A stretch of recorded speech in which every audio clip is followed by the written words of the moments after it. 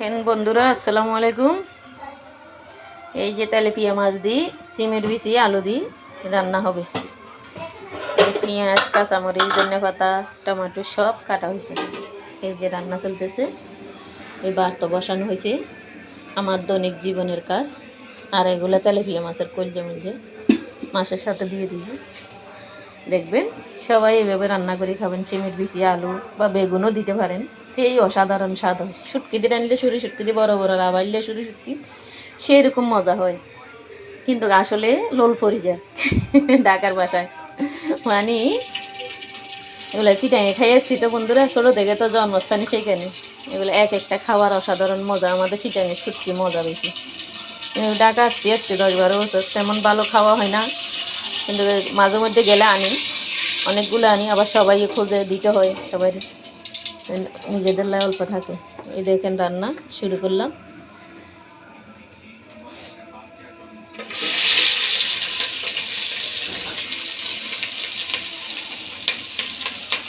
এই যে পেঁয়াজ কাঁচামরিচ দেওয়া হলো, তারপরে লবণ,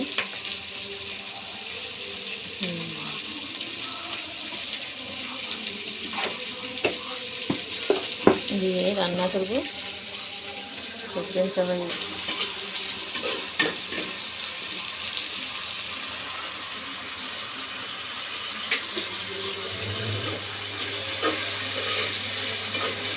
হলুদ দিলাম 1.5 চামচ, কিনলে 1 কেজি সিমের বিচি। তারপরে মরিচ দিলাম 3 চামচ, নাহলে জালে তালে না হলে বন্ধুরা মজা হয় না। দেখছেন, টমেটো এই যে 1 কেজি দিছি, মাছ এগুলো না হলে মরিচে কম হবে। এই যে রান্না এভাবে রান্না করি, কষাই মশাই সব সময় খাবেন আপনারা, সেরকম মজা লাগবে। এই পানি দিয়ে দিচ্ছি, এবার কষানি হলে বেশি দিব। এই যে বন্ধুরা আটা, পেঁয়াজ 3 কেজি 5 কেজি যে দেয় দোয়ান তো লই আসি, কারণ খাওয়ান দেবো না। এর কতদিন হয়েছে তোর বাবা চলে গেছে চাকরি চারি করে। হ্যাঁ বন্ধুরা দেখেন, এবার মাছ দিয়ে ফেলতেছি। এই দেখছেন, এই কষানির ভিতরে মাছ দিমু, তারপরে সিমের বিচি দিমু।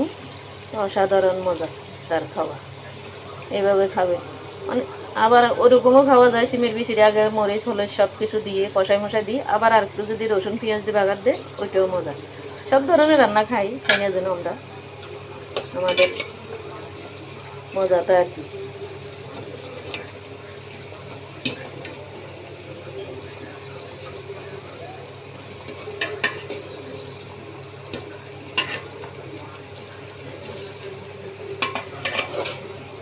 দেখুন বন্ধুরা, এবার সিমের বিচি দিয়ে দেবো। মাছগুলো একটু কষানি মশানি নিলে, আজকে আসছে তো লক্ষ্মী স্বামী আসছে।